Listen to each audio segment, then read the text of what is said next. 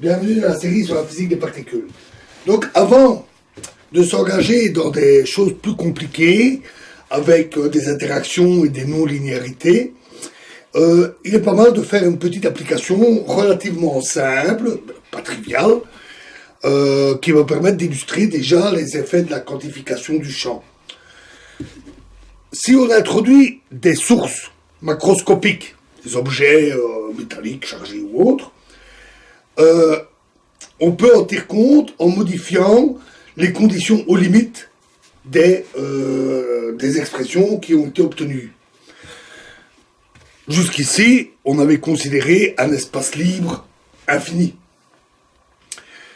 Mais ça peut sembler un peu insatisfaisant parce que ça ne décrit pas les mécanismes microscopiques, les interactions entre le champ et les particules ou atomes de ces corps macroscopiques. Mais nous ne sommes pas encore outillés pour faire ce genre de calcul plus détaillé, et c'est de toute façon tout à fait satisfaisant et suffisant pour faire certains calculs élémentaires.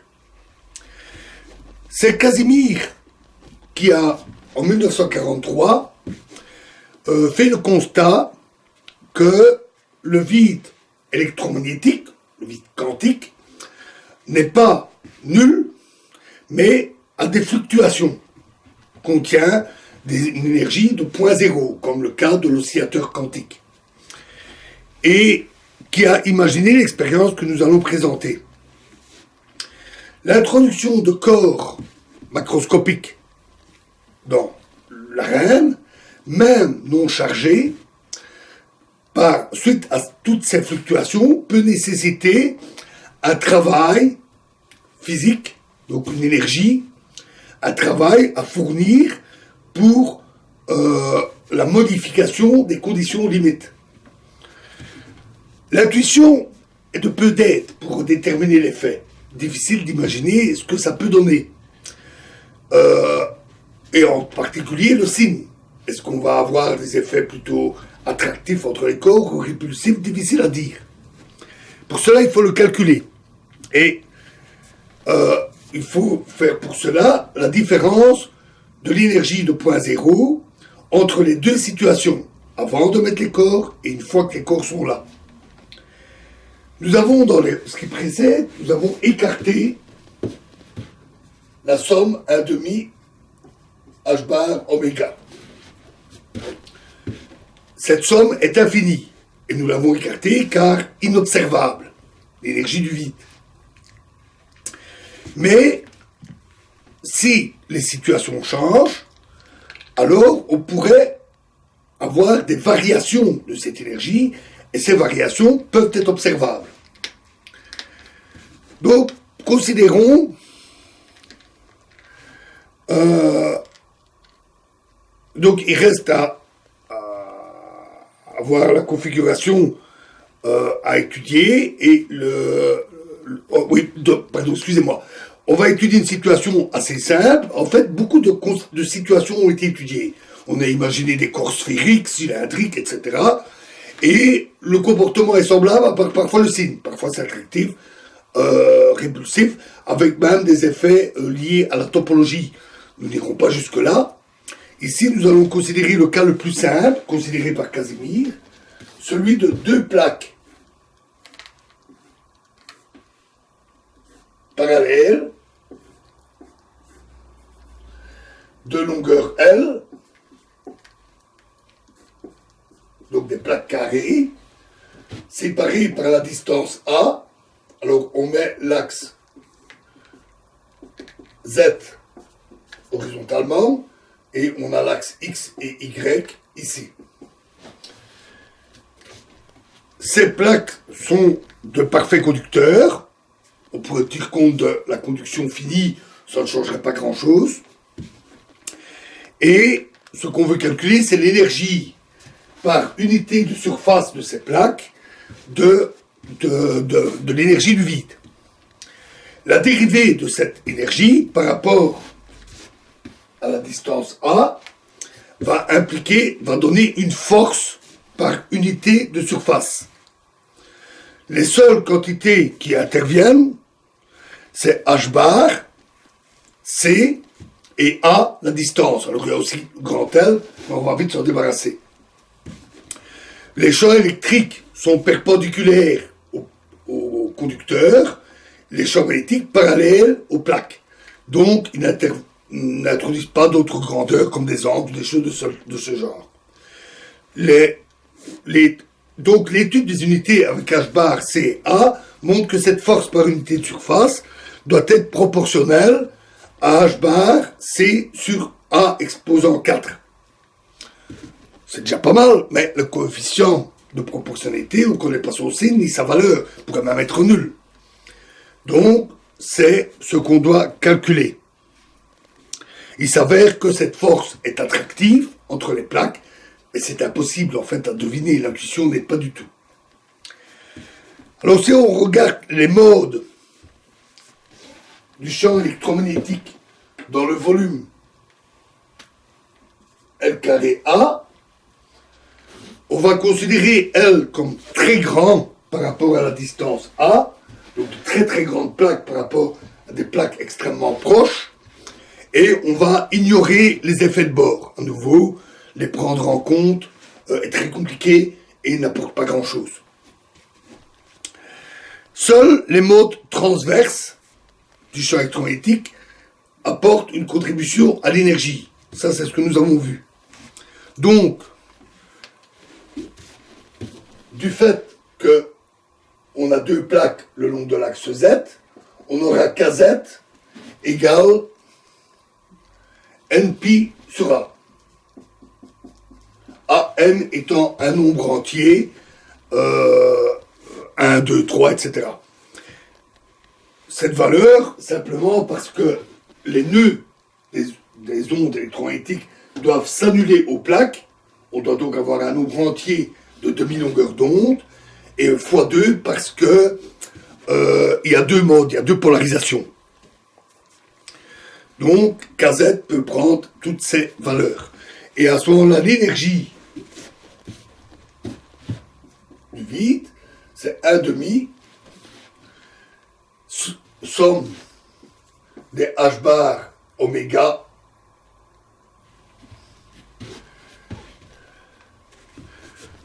k égale H bar C demi fois somme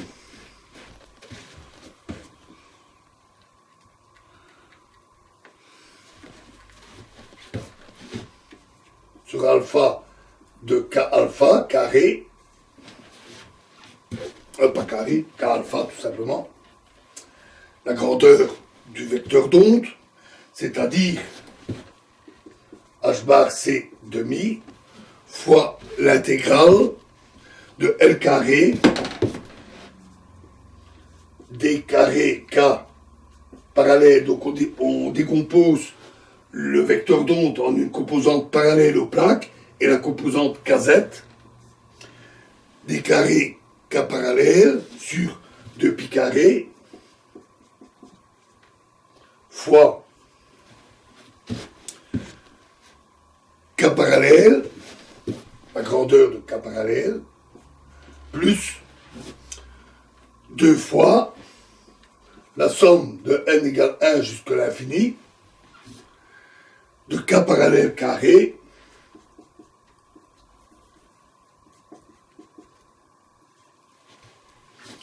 plus n carré pi carré sur A carré exposant 1/2, donc pour avoir la norme. Cette grandeur, telle qu'elle, elle est sans signification parce qu'elle est infinie. Mais on doit soustraire l'énergie du vide sans les plaques. On va noter E0, qui est égal à H bar C demi fois l'intégrale de L carré D carré K parallèle divisé par 2pi carré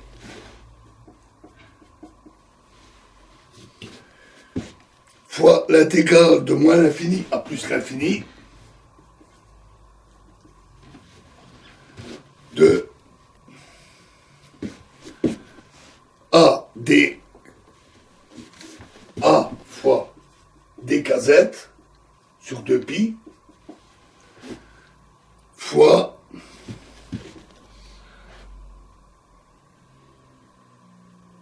deux fois 2 racine de k parallèle carré plus kz carré. Ici, on a une somme à cause de la discrétisation de kz. Ici, on a une intégrale. Et puisqu'on est dans le cas continu, dans le vide complet, on peut reformuler ça comme h bar c'est demi fois l'intégrale de L carré D carré k parallèle sur 2pi carré fois l'intégrale de 0 à l'infini de dn fois 2 fois racine de k parallèle carré plus n carré pi carré sur a carré. Pour le mettre sous une forme analogue au cas précédent, si ce n'est que ici, là, n est discret, 1, 2, 3, 4, 5, tandis qu'ici, n est une variable continue. On fait la différence entre les deux, et donc, l'énergie par unité de surface, E est égal à E moins E0, divisé par L carré, divisé par la surface, c'est-à-dire H bar C sur 2pi, fois l'intégrale de 0 à l'infini de K dk fois K demi plus somme de n égale 1 jusqu'à l'infini de racine de K carré plus n carré pi carré sur un carré moins l'intégrale de 0 à l'infini de dn, donc cette expression-là, sans le 2. Donc on va l'écrire dn fois racine de k carré plus n carré pi carré sur a. Sur a carré. Donc, en gros, il faut faire la différence entre une somme et une intégrale. Chose remarquable, cette expression peut bel et bien être calculée. Alors que ça semble mal défini, puisqu'on manipule des quantités infinies. Il se fait que le résultat, il sera fini. Mais ça, on ne peut pas le savoir au départ, et en plus, on a des parties qui tendent vers l'infini, qui donc risquent de donner des résultats aberrants. L'infini moins l'infini est non défini. Mais,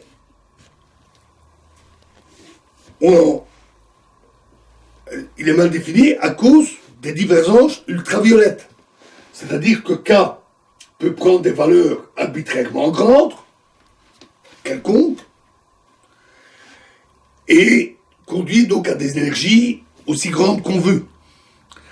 Mais en fait, pour considérer des longueurs d'onde qui sont inférieures à la taille d'un atome, des plaques, c'est pas très réaliste.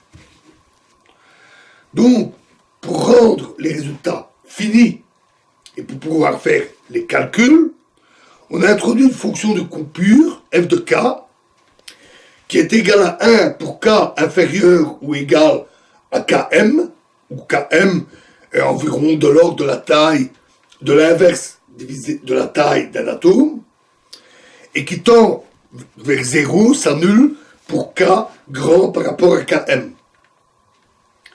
Ainsi, on rend les résultats finis. Chose remarquable, le résultat ne dépendra pas de km de la coupure, qu'on pourra faire tendre vers l'infini sans difficulté. Preuve que ce résultat, en fait, est fini. Simplement, c'est pas flagrant. Et pour les calculs, il vaut mieux être prudent. En plus, ça facilite les calculs. Hein. Donc, on va poser U égale A carré sur K carré plus 1.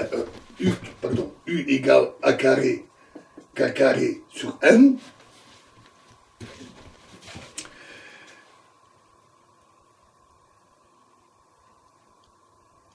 Et l'énergie prend alors la forme H bar C, pi carré sur 4A carré, fois l'intégrale de 0 à l'infini de du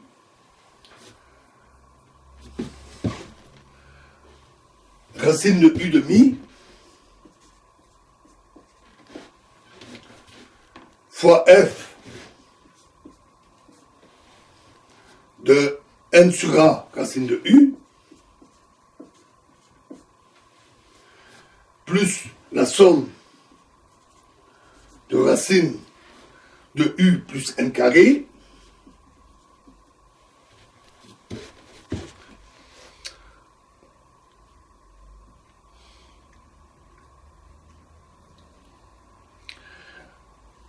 fois f de n de pi sur a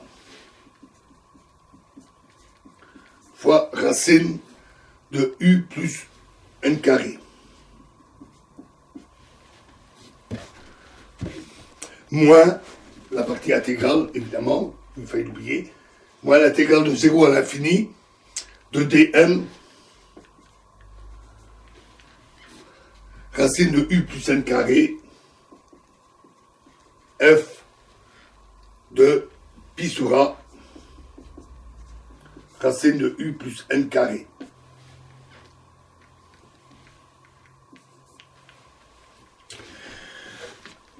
On peut reformuler ceci comme h bar c pi sur 4a carré, pi carré sur 4a carré, fois la 1 demi f de 0